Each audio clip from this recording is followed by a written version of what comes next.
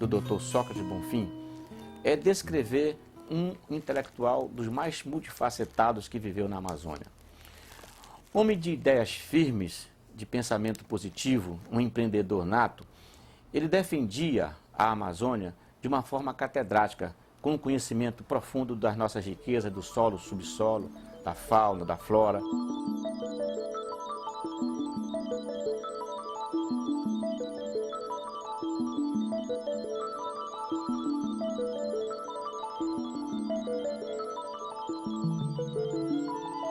Ele conhecia os problemas da Amazônia e ele era uma pessoa que conhecia exatamente o Brasil, como o Brasil era. E até no próprio projeto dos militares, ele tinha influenciado, porque Jaime Passarinho, Castelo Branco, toda essa gente teve uma vivência na Amazônia muito grande. Castelo foi comandante militar da Amazônia, seguidamente vinha a Manaus, e ele era uma fonte de inspiração, né?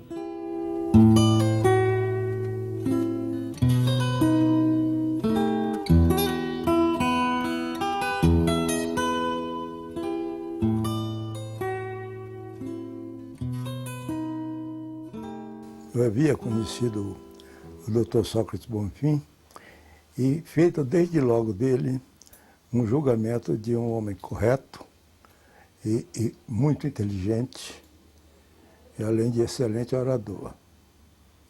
Quando começou o processo de indicação de governadores, no governo do Médici, eu tinha alguma influência, né?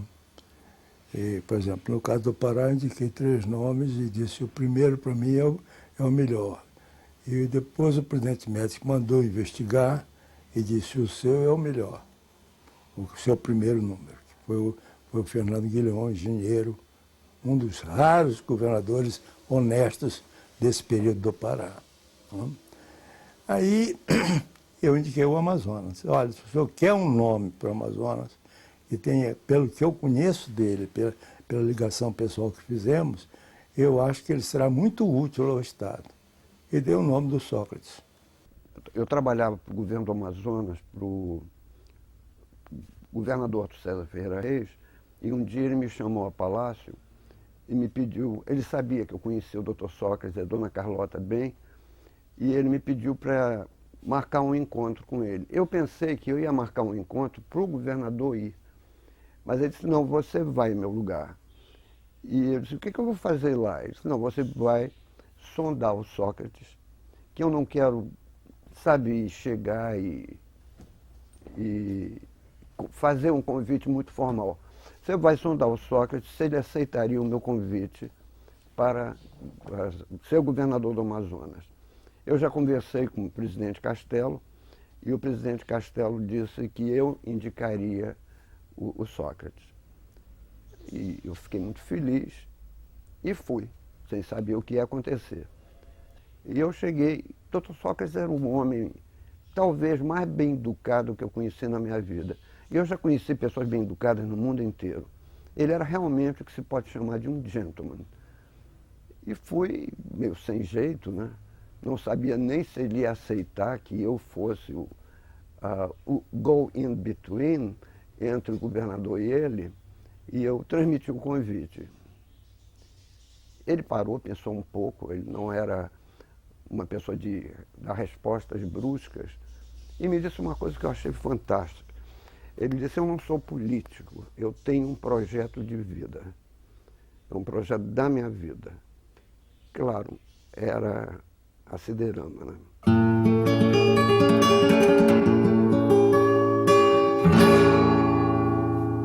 Na época, eu me lembro perfeitamente, talvez fosse o maior empregador de Manaus, com mais de 450 operários tentando fazer a cearia, o forno, o alto forno da siderúrgica. Eu fiquei surpreendido quando eu já estava em política, já era ministro e nunca mais tinha tido notícia do Sócrates, né? Mas quando eu vi essa tentativa, eu sei que era um sonho muito alto. Porque, em primeiro lugar, nesses recursos naturais e minerais, não aconteceu como aconteceu depois com o Carajás, que hoje é a maior província metalogenética do mundo. Né? Nós não tínhamos nenhuma informação dessa no Amazonas. Mas a minha geração lá ainda viveu o resto durou 40 anos a borracha, né? E depois parece que ela levou 50 marcando passo, que ninguém mais evoluiu ali. E eu fiquei admirado de onde é que o Sócrates encontrou isso para poder fazer uma siderúrgica, né? Dentro da floresta, com dificuldades de comunicações, e eu não sabia. Eu digo, a princípio eu vi com restrição. E depois ainda acompanhei um pouco, por ser ele, eu acompanhei um pouco, mas vi que a solução final foi, não vou dizer desastrosa, mas não foi boa. Né? Ele venceu, mas veja você, ele tinha a visão dele. A visão dele era de progresso, era de visão de futuro. Sócrates Bonfim era sempre uma referência. O centenário de Sócrates Bonfim, que transcorre este ano, deveria ser comemorado com muitos eventos, inclusive patrocinados pelo poder público, porque o Dr. Sócrates, como era chamado por todos nós, foi um dos mais ilustres amazonenses da segunda metade do século passado. Eu o conheci de perto. Ele era um empresário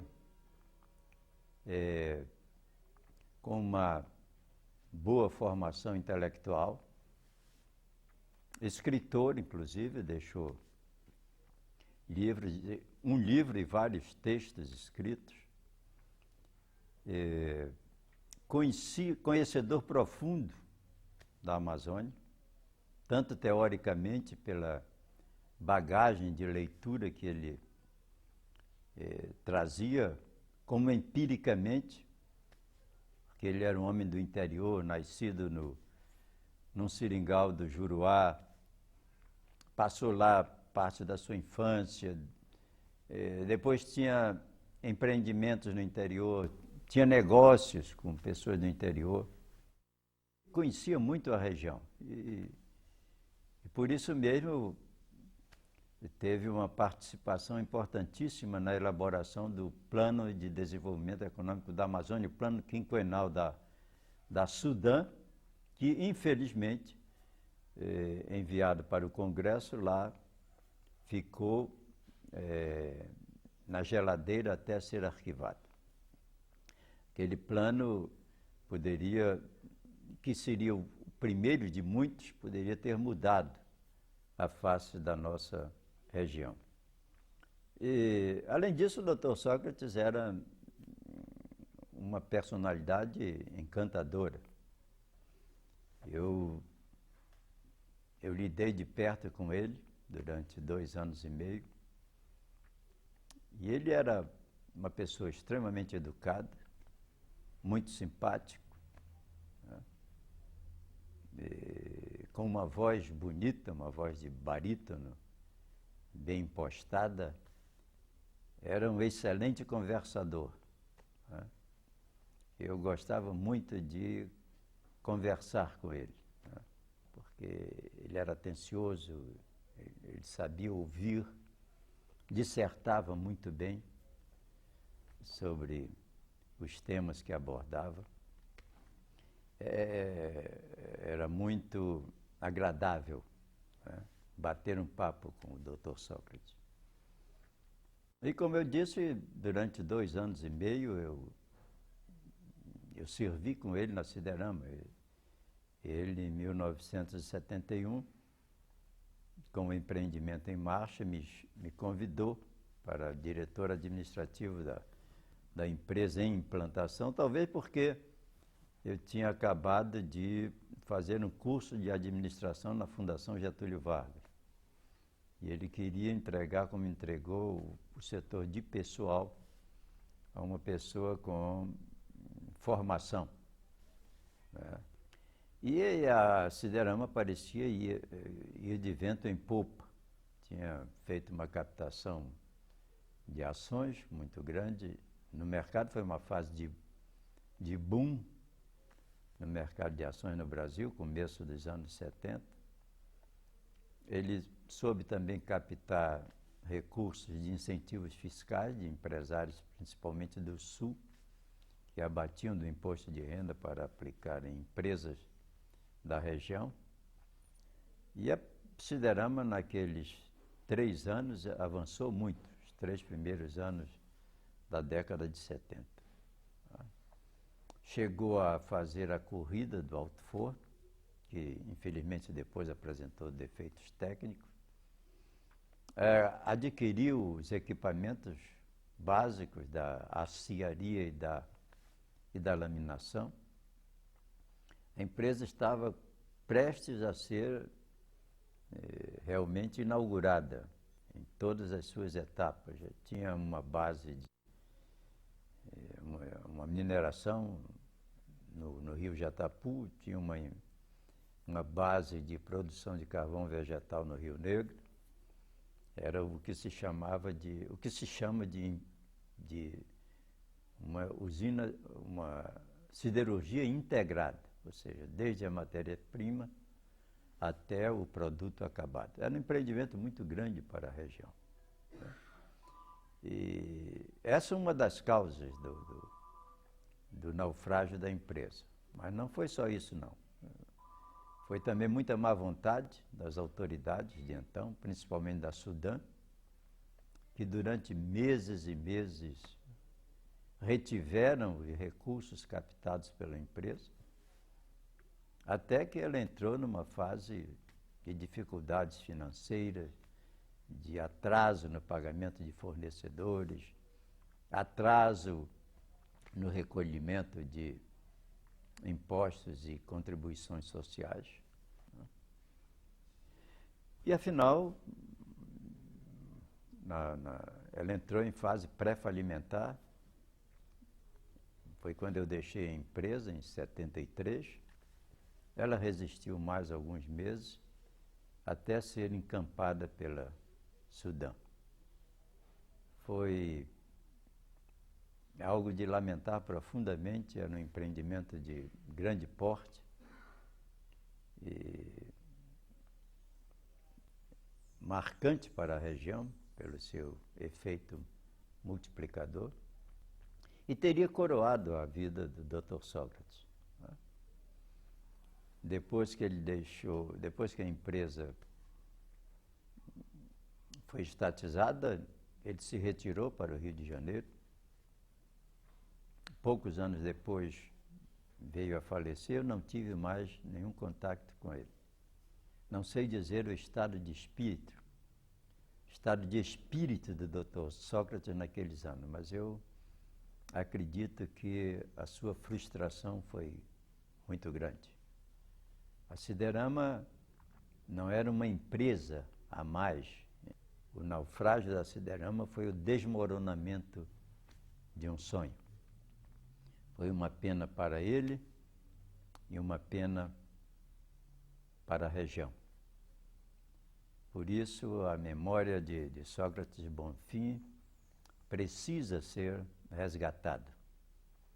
O povo do Amazonas precisa conhecer, saber quem foi realmente aquele grande amazonense com quem eu tive a alegria de trabalhar e conviver.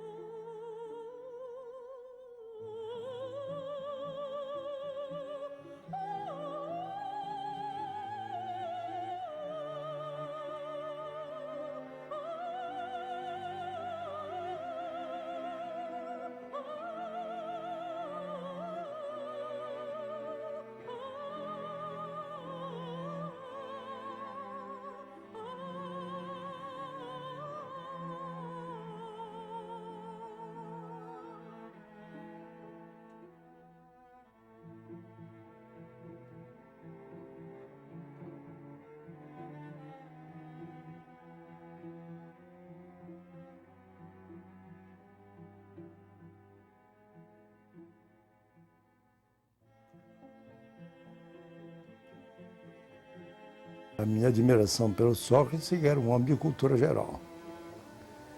Tudo aquilo que ele pensou, imaginou fazer e que não teve o apoio necessário das autoridades competentes, que ficaram de costa, como ainda hoje tem algumas ficando, não tenho dúvida nenhuma de que a história seria outra nessa questão de empreendimento do Dr. Sócrates.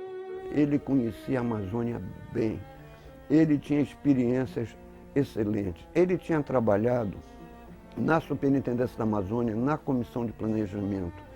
Ele era uma pessoa que o Arthur Reis tinha diálogo com ele, como o ministro Passarinho tinha, e como um monte de pessoas no Brasil o admiravam e tinham o contato com ele. E ela poderia ter sido tranquilamente concluída se esses recursos não fossem bloqueados no Sudão, por motivos que eu nem sei explicar.